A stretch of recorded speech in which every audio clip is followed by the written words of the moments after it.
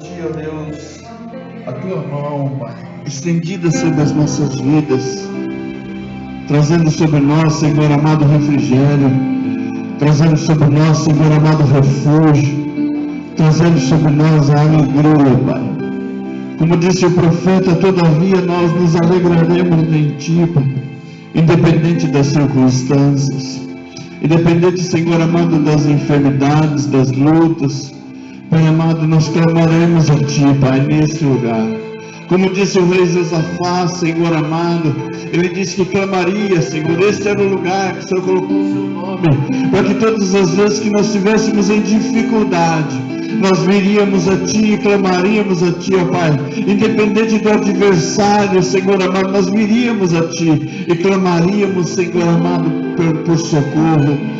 E o Senhor nos ensina, Senhor amado, que o seu socorro, nosso socorro vem de Ti, porque Tu és o meu socorro, bem presente no momento da aflição, no momento da angústia, no momento da dificuldade, no momento, Senhor amado, que estamos dentro deste lugar, Pai.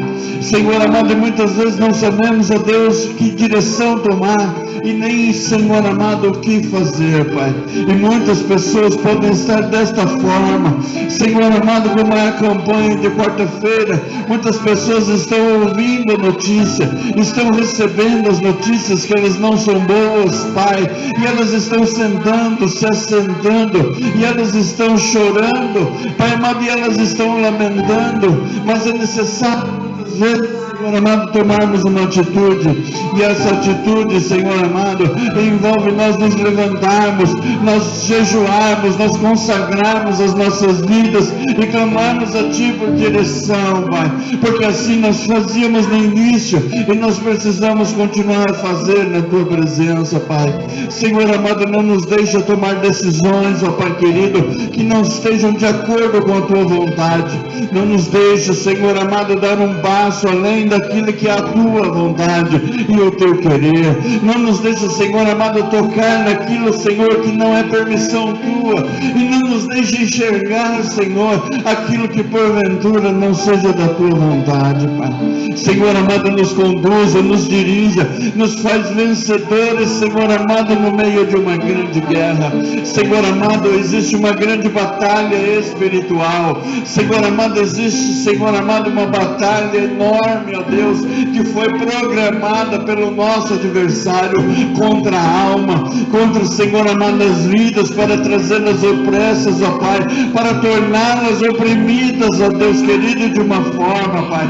Então nós clamamos a Ti nesta manhã, ó Deus, que o Senhor venha mudando a sorte, que o Senhor venha mudando a sorte, levanta, Senhor amado, no nosso meio, Pai querido, vida, Senhor Jesus Cristo, com disposição, Senhor amado, para bradar nesta terra, mas não bradar, Senhor amado, vamos ao shopping, não bradar, vamos, mas bradar, vamos à casa do Senhor, como era no tempo antigo. Alegrei-me quando me disseram, vamos à casa do Senhor. Pai amado, que o grito, Senhor amado, seja esse: vamos para a casa do Pai. Na casa do Pai há pão, na casa do Pai há alimento, na casa do Pai há suprimento, na casa do Pai há socorro, na casa do Pai há cura, na casa do Pai há libertação. Diz a Tua palavra, Senhor amado, sobre, Senhor Jesus Cristo, o monte de Gileade. Em Gileade a cura, em Gileade, Senhor amado, a Tua bênção,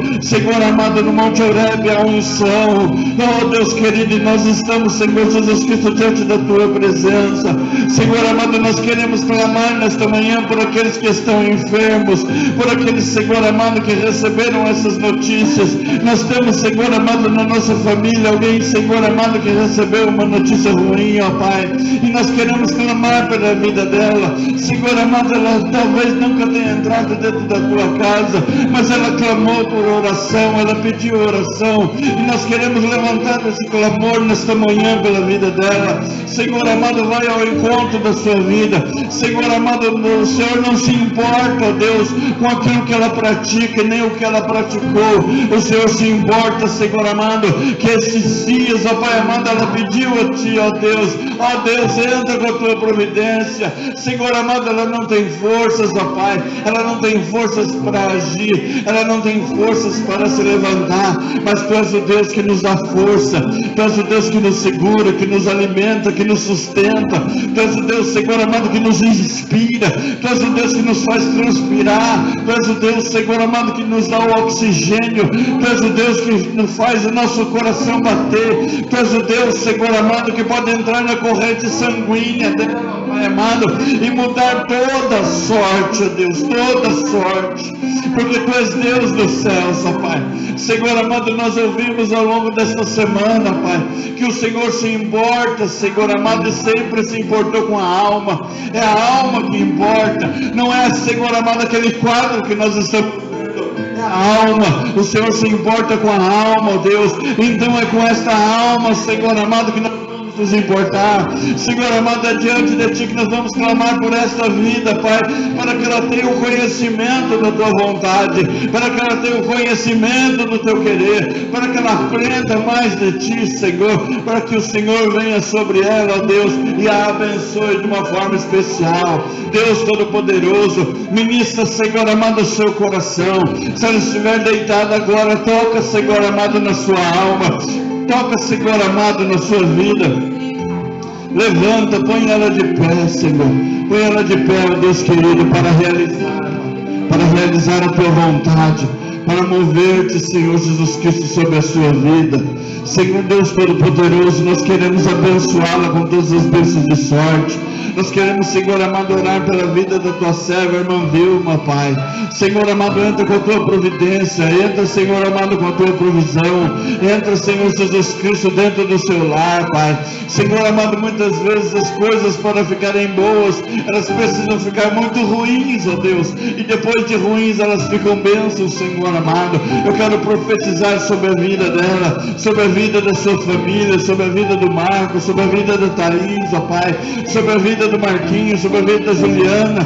Senhor amado, bênção, Senhor Jesus Cristo, sobre esta família. Senhor amado, Wesley, Senhor amado, seja abençoado, e que esta casa, Senhor amado, seja abençoada. Cobre eles com Teu sangue, reveste eles com Teu poder e os abençoa. Pai amado, visita o coração da Gislene, ó Pai. Senhor amado, toca na sua alma, visita, Senhor amado, a sua vida, ajuda ela, Senhor amado, na sua fraqueza, ministra ela de uma forma especial e põe ela de pé, para que o Teu nome, Senhor amado, sobre ela seja glorificado. Vem abençoando ela de uma forma especial, cobrindo ela com Teu sangue, revestindo ela com Teu poder, Pai. Também coloca a minha família, a vida dos meus filhos, ó Pai amado, cobre eles com Teu sangue, reveste eles com Teu poder. A vida da minha neta, Senhor, dá ela um crescimento saudável diante de Ti, ó Pai.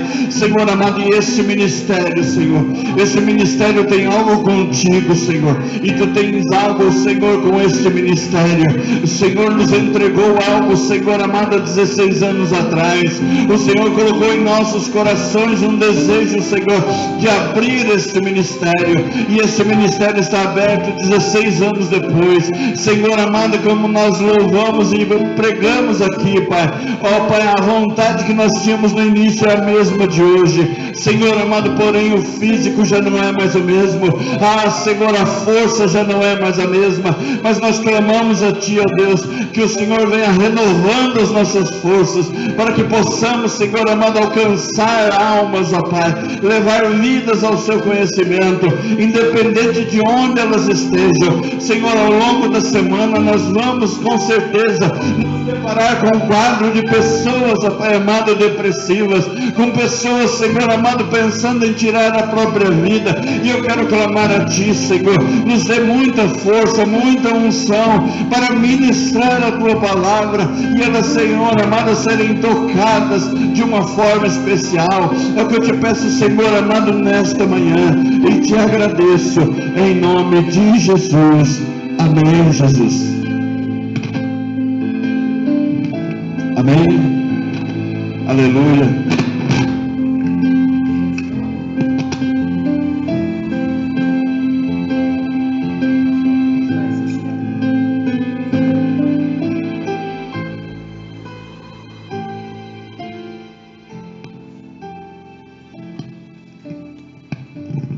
Aleluia.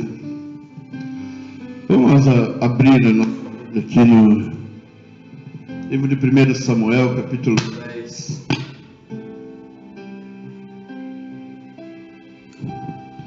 Aleluia. 1 Samuel, capítulo 10.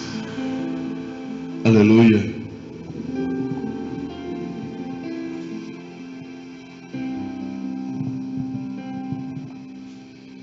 Nós sabemos que Saul, ele teve a sua história com Deus. E quando nós vemos esse início aqui, a gente nunca imagina o que poderia acontecer depois. A gente sempre tem que colocar isso no nosso coração, que o fato da igreja estar vazia não é culpa do pastor, e o fato dela estar cheia também não é responsabilidade do pastor. Mas nós temos que, dentro desse contexto, entre uma parte e outra, a gente precisa entender o que nós praticamos entre um pedaço e o outro. A nossa vida, a nossa postura, a nossa dignidade, aquilo que nós prometemos para Deus fazer, aquilo que nós desejamos fazer. E isso precisa estar dentro de um contexto que pode estar vazio, estar cheio. A glória é de Deus. Porém, o que é que nós estamos fazendo no meio disso para que seja diferente? Então nós vemos que Saul, ele foi coroado rei. E como nós no início da nossa conversão, tudo é gostoso, né? Tudo é bom. Se quiser sentar, por gentileza. Tudo é bom no início da nossa conversão. No início da nossa conversão, a gente tem aquele ímpeto, aquela vontade de realizar tudo ao mesmo tempo, de correr por tudo. A gente quer cavar buraco, a gente quer correr atrás da alma, a gente quer trabalhar, a gente quer fazer um monte de coisa, tudo ao mesmo tempo. E a gente sabe que nós não temos a experiência espiritual, mas nós temos a vontade. E depois dessa vontade, a gente começa a agir. Então, como a gente passou por isso, a gente sabe como é. O início é muito gostoso. E nós começamos a prática. Nós começamos a ler a Bíblia, nós começamos a buscar em Deus. Nós pedimos a Deus muitas coisas. E nós clamamos a Ele: Senhor, eis-me aqui, envia-me a mim. Eu falei isso muitas vezes. E quando chega a hora do envio, quando chega a hora do embarque, quando chega a hora do check-in, né, de quem vai pegar o avião, como quem chega a hora da despedida da família, como quem chega a hora de fazer aquilo que Deus determinou, agora é a sua hora, a gente começa a refletir no que nós vamos deixar, no que vai permanecer, no que vai ficar aqui. Então a gente eu quero carregar tudo junto comigo. E muitas vezes na bagagem não vai caber nada disso. Se a gente observar a nossa vida com Cristo, se Jesus vier e nos recolher, nós não vamos carregar nada junto. Nós não vamos carregar esposa, não vamos carregar filhos, mas para a viagem nós queremos levar todo mundo. Então no início a gente faz muitos votos a Deus, a gente pede muitas coisas para Deus, mas só que depois nós não atentamos para aquilo que nós pedimos. Mas depois Deus, ele vem requerendo. Você pediu e agora eu te dei. E agora? Agora você precisa fazer algo. Mas o que fazer? Quando você reina, você manda. Você herda um reino. Quando nós lemos aqui a vida de Samuel, ele era um povo que tinha juízes. Não tinha rei, tinha juiz. Mas era um povo que era governado por Deus. Então, imagina só alguém querer tomar o lugar de Deus.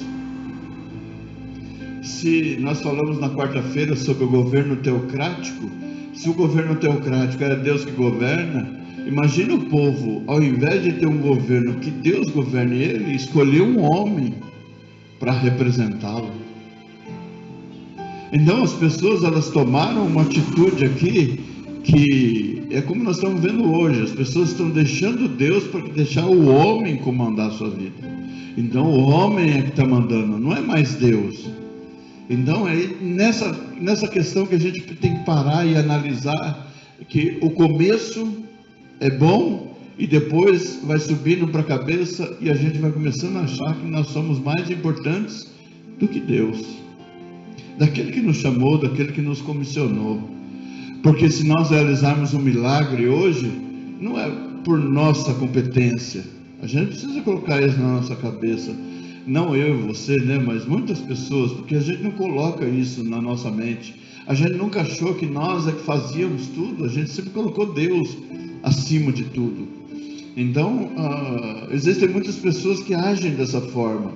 E com isso levam outras pessoas a ficarem cativas nelas. E nós vimos no passado não muito distante, que nós também dependíamos de profetas dizer para nós o que nós deveríamos fazer. Por que nós fazíamos isso? Porque nós entendíamos que aquela pessoa, ela poderia dar para nós uma direção, e nós queríamos saber. Então hoje as coisas mudaram muito, porque as coisas hoje, a profecia, a Bíblia diz que a profecia é para o crente, mas só que a profecia está sendo entregue para qualquer pessoa, ela sendo crente ou não sendo crente. Então as pessoas, agora quem está entregando profecia também não está meditando na Bíblia. Então ela também não está pensando no que ela está falando, se aquilo vai surtir um bom efeito ou um efeito ruim. Ela está lançando a palavra. E as pessoas estão acreditando. E quem está acreditando não está querendo saber se aquilo é verdade ou se não é verdade, se aquilo é de Deus ou se não é de Deus. Elas querem que o desejo do seu coração se realize. Então as coisas mudaram muito ao longo dos anos. E hoje nós vivemos desta maneira. Se você quiser centralizar a sua vida dentro da palavra de Deus, você está errado. Se você quiser voltar ao governo de Deus, você está errado, porque as pessoas querem governar a si mesmos. Então, quando se fala assim, troquei o governo de Deus por governo do homem, ou seja, eu deixei Deus para lá para que eu governe a minha própria vida. Então eu é que sei aonde eu vou. Deus disse, eu é que sei o plano que tem para vós. Então as pessoas estão querendo dizer, eu é que sei. Então as pessoas é que querem dizer, eu sei o que eu quero para mim. Você sabe o que você quer para você?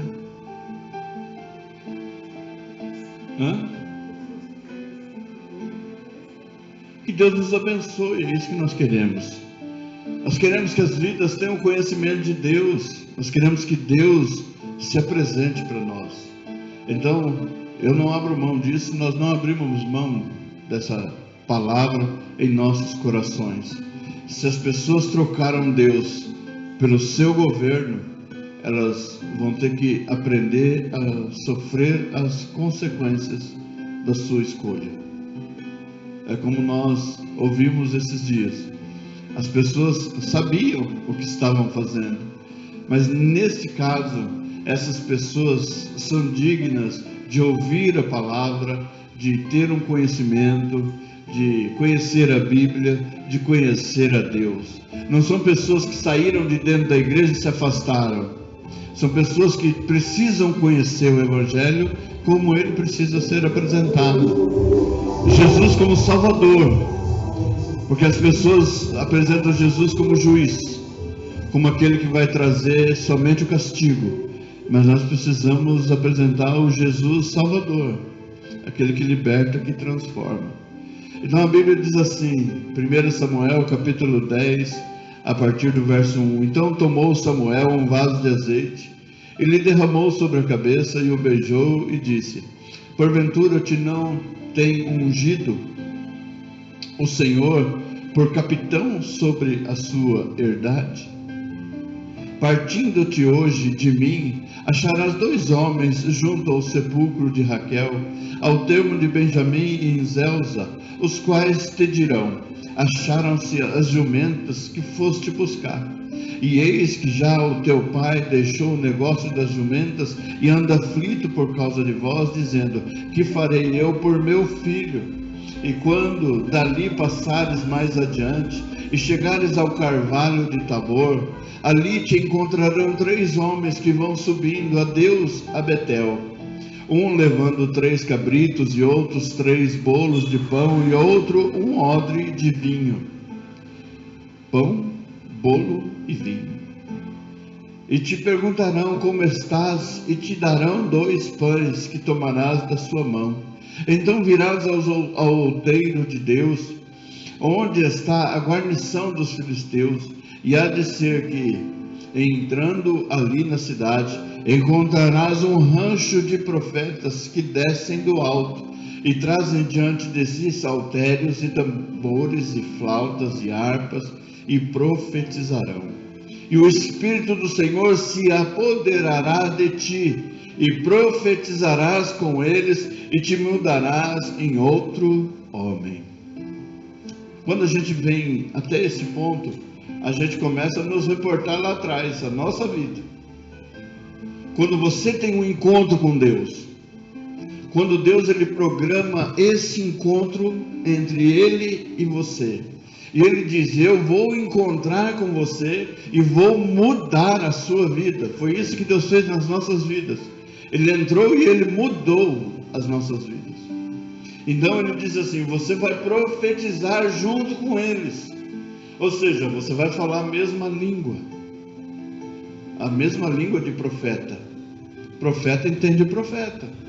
Então, se nós estamos num rancho de profetas, num lugar separado somente para os profetas, a Bíblia fala que depois Saul lá na frente, ele mata os profetas numa casa de profeta. Então tinha um rancho de profeta, tinha a casa do profeta, ou seja, o profeta tinha o seu lugar. E ele se juntou a eles e também foi cheio do Espírito Santo de Deus, aquilo que nós pregamos na quarta-feira da Rua Azusa. Todos que chegavam e tocavam uns nos outros, sentiam a mesma palavra, sentiam a mesma unção. Então a igreja hoje, ela está se perdendo somente nas palavras, e ela está deixando, por exemplo, nós precisamos estar cheios do Espírito Santo, nós dois precisamos estar cheios. Porque quando as vidas chegarem em nós, é como se Jesus é a fonte da água viva. Só chega nele quem está com sede. Então, quando as pessoas chegarem em nós, nós precisamos ter água para dar para elas. Nós precisamos ser fonte de unção, fonte de água, fonte de alimento. Nós precisamos ser essa fonte. Só que assim como iam até Jesus por causa das coisas, as pessoas vêm também por causa das coisas. Mas Jesus trazia algo espiritual. Eu sou o pão vivo que desceu do céu. Eu sou o alimento para a sua alma. Eu não quero alimentar o seu estômago. Eu quero alimentar a sua alma. Eu não quero que você seja livre para que você possa fazer o que você quiser. Eu quero que você seja livre para você andar junto comigo.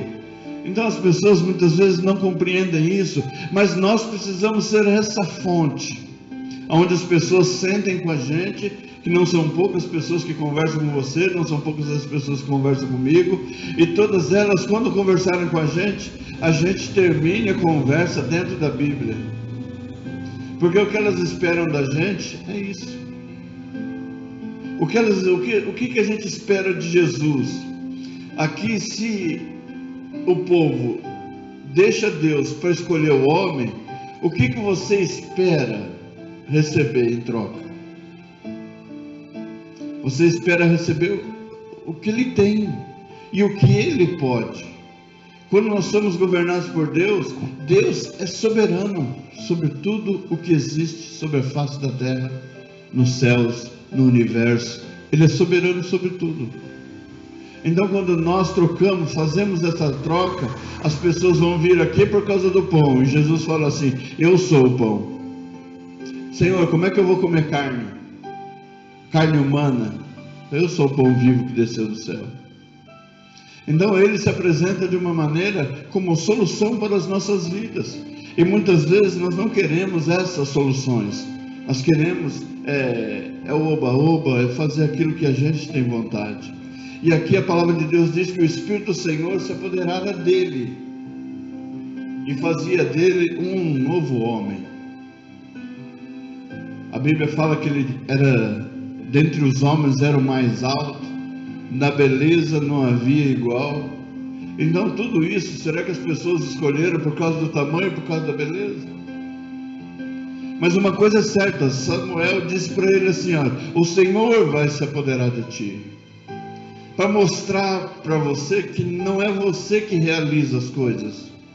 A força não está em você, a força está no Senhor. Por isso que no versículo 1 ele recebe a unção de Deus, é o sinal, eu estou te escolhendo. O povo decidiu, mas eu aprovo a decisão do povo. Escolha, o povo escolheu o homem para governar. Mas o Senhor não tirou a sua ação sobre a vida de Saul.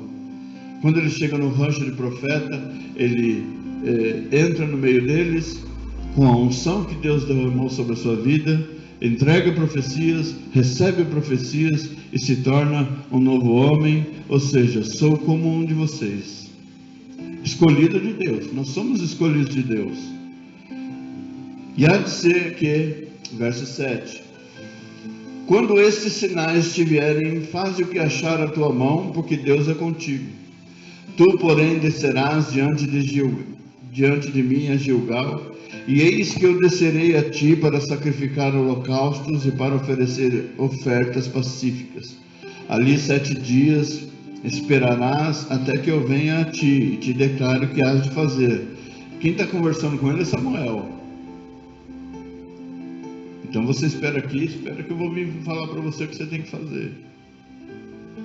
Sucedeu, pois, que virando ele as costas para partir de Samuel, Deus lhe mudou o coração em outro, e todos aqueles sinais aconteceram aquele mesmo dia.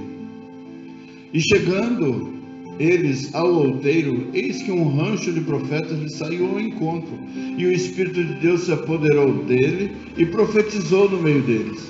E aconteceu que, como todos os que dantes o conheciam, viram que eis que com os profetas profetizava. Então disse o povo cada qual ao seu companheiro: que é o que sucedeu ao filho de Quis? Está também Saul entre os profetas? Então um homem dali respondeu e disse: pois quem é o pai deles? Pelo que se tornou em provérbio: está também Saul entre os profetas?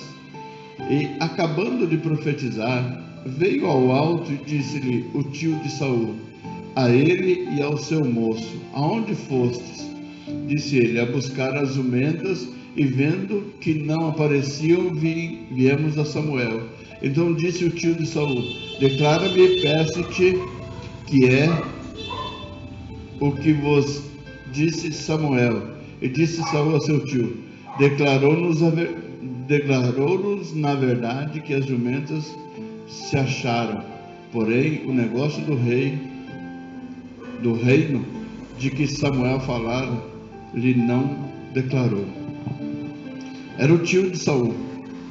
Então o que as pessoas falavam de quem era ele em sua escolha, de quando ele foi escolhido, não é filho de tal pessoa? Quem é ele para estar no meio dos profetas? Os profetas nós conhecemos, mas quem é essa pessoa para se juntar aos profetas? O apóstolo Paulo, os discípulos caminharam com Jesus, mas quando houve o embate entre Pedro e Paulo, o encontro entre os dois, Paulo pergunta para Pedro: já fostes batizado com o Espírito Santo? Ele fala: do que você está falando? Quem é você para dizer isso para mim? De onde você é? Você não é o perseguidor? Você não é aquele que matava os crentes? Você não era aquele que nos perseguia e ia contra nós? Quem foi que nomeou você como um enviado de Deus? Ele disse: eu estava a caminho de Damasco e tive um encontro com Jesus. Então, quando nós temos esse encontro, a nossa vida muda.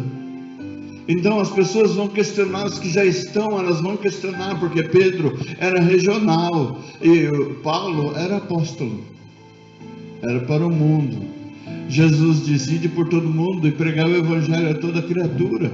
E Pedro, ele estava centralizado, cuidando da igreja ali, com o renovo de tudo que estava acontecendo. Mas o apóstolo Paulo, ele foi comissionado para expandir, para viajar, para sair daquele local. Então, aqueles que olham, por exemplo, nós vamos lá e ganhamos uma alma para Jesus. E de repente essa alma, Deus vai lá, sela ela, batiza com o Espírito Santo de Deus e manda para o mundo. E porque nós não vamos para o mundo, nós vamos ficar questionando por que ela vai.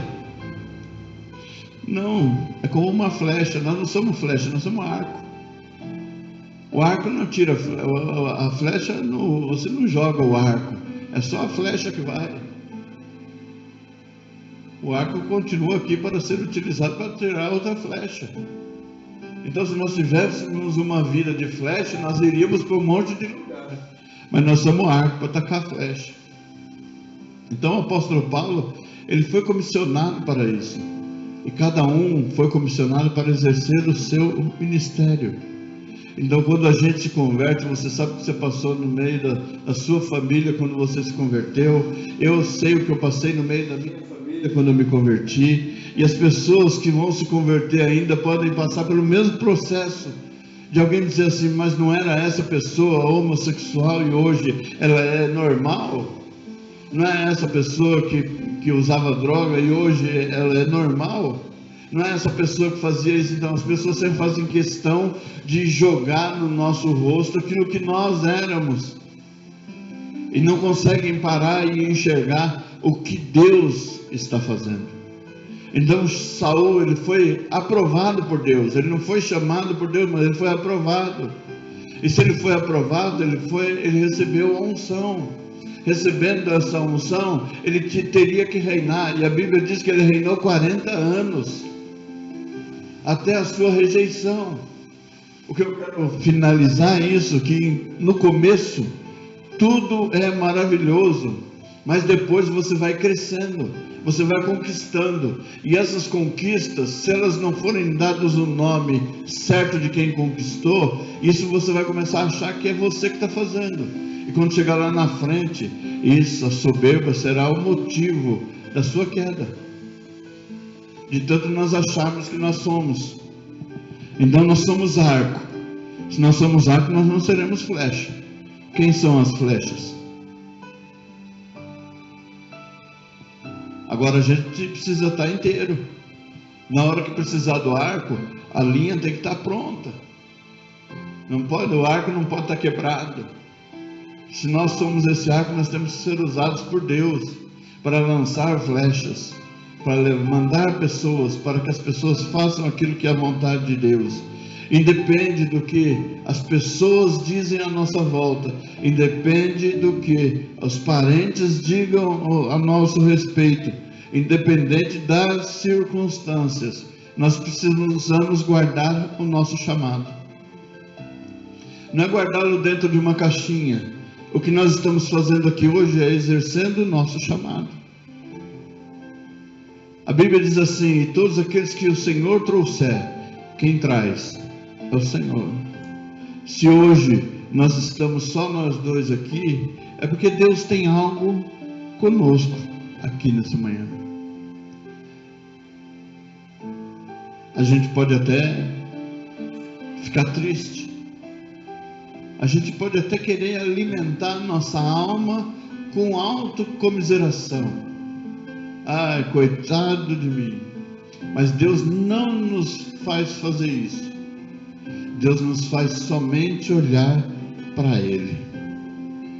Quando Ele disse: eu sou o autor e consumador da sua fé e da sua salvação.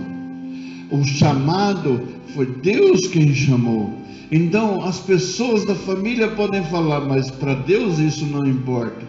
O mundo pode falar, mas para Deus isso não importa. Por quê? Porque foi Ele que te ungiu, foi Ele que te capacitou, foi Ele que te colocou aqui, foi Ele que fez todas as coisas. Então vamos esperar nele. Porque Samuel disse: espera lá até que eu vá trazer algo para você. Então Deus, ele vai trazer alguém para dizer algo para nós. Esse alguém precisa ser um profeta, e um profeta de Deus, para falar para nós: Senhor, aquilo que nós devemos fazer, qual é o próximo passo? Nós fizemos uma campanha conquistando Hebrom, e hoje nós vemos o que significa, muito mais do que significa Hebrom. Então, não é um lugar assim onde você vai chegar e você já é o top, e você vai ali, não vai ter quem vai resistir. Tem corações que vai ter resistência. Então nós vamos ter que vencer essa resistência. Eu ouvi esses tempos atrás, né, que Jesus, ele voltará. E a profecia de Ezequiel, se não me falha a memória, que ele entraria pela Porta Dourada em Jerusalém. Só que eles colocaram um cemitério, onde era o Monte das Oliveiras, num espaço assim. É tudo na direção que dá acesso à Porta Dourada. Eles colocaram um cemitério judeu e um cemitério muçulmano e selou a porta. Eles selaram aquela porta para que Jesus não entrasse. E nós pregamos uma Santa Ceia atrás aí, que Jesus, depois que ele entra em Jerusalém, e ele entra ovacionado, e as pessoas o recebem como rei, por trás dele eles fecharam a porta. Ou seja, para que essa profecia não se cumpra. Então eles colocaram os cemitérios ali, para que ele não pise ali, porque Jesus não pode pisar nessas circunstâncias. Então eles criaram uma forma para que Jesus não caminhe por aquele lugar. Porque quando a gente olha aquele lugar, é um lugar assim. Ele pode ser chamado do Vale da Sombra da Morte. E o salmista, ele diz: ainda que eu ande pelo vale da sombra da morte, não temerei mal algum. E nos tempos passados, aquele lugar era um lugar de sacrifício humano, onde as pessoas depressivas, entristecidas ou enfermas, elas chegavam na beirada do precipício e ali elas se jogavam. Então hoje, quando a gente vê aquelas camadas de terra, tudo aquilo ali era um precipício, era um buraco, e as pessoas se lançavam ali, elas se matavam. Então eles criaram aquelas coisas todas para que Jesus não entre mais por aquelas portas.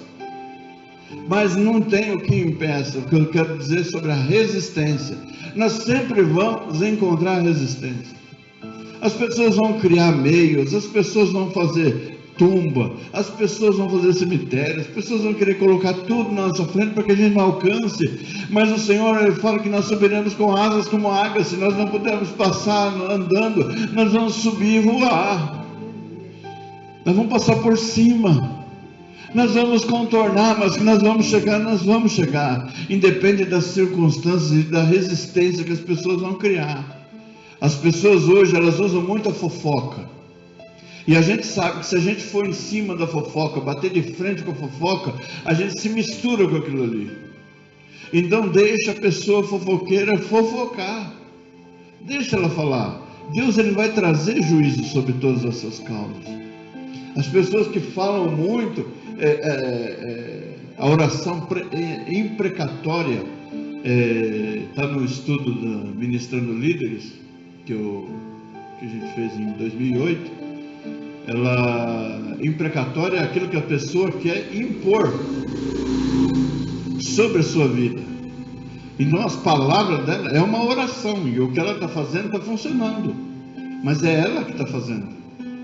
Quando a gente ora: Senhor, eu repreendo todas as palavras que são ditas, nós precisamos repreender realmente todas as palavras que são lançadas sobre nós, porque as pessoas querem impor, colocar, vestir sobre nós uma coisa que nós não somos.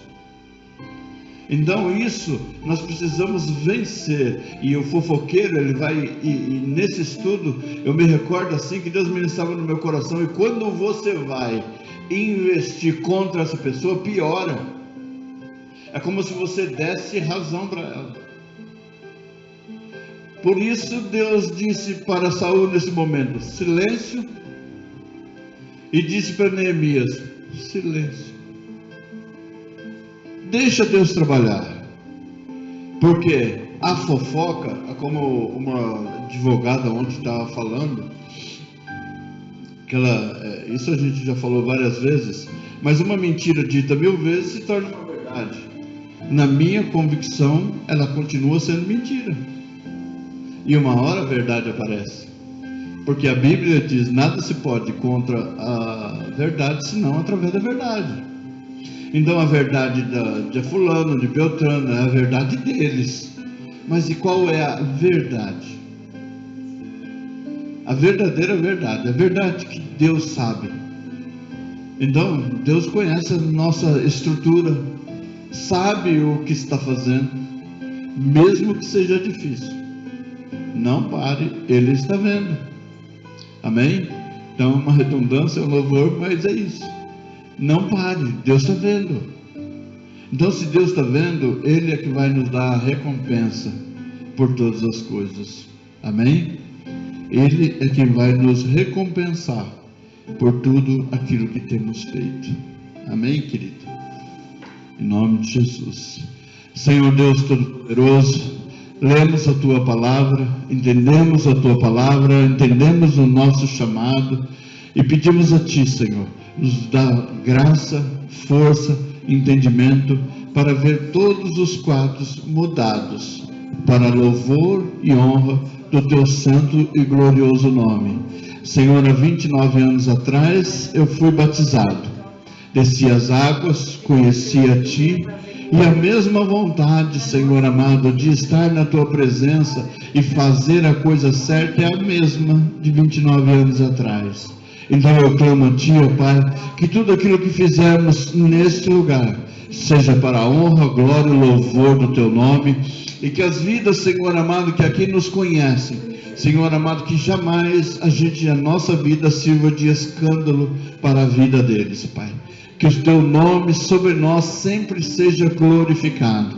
Senhor amado, que aqueles que nos conhecem, que aqueles que fizeram parte, Senhor, jamais, Senhor amado, eles tenham notícia de que nós, Senhor amado, defraudamos a Tua igreja, que nós fizemos algo contra a Tua vontade, ou que nós, Senhor amado, os envergonhamos, ó Pai.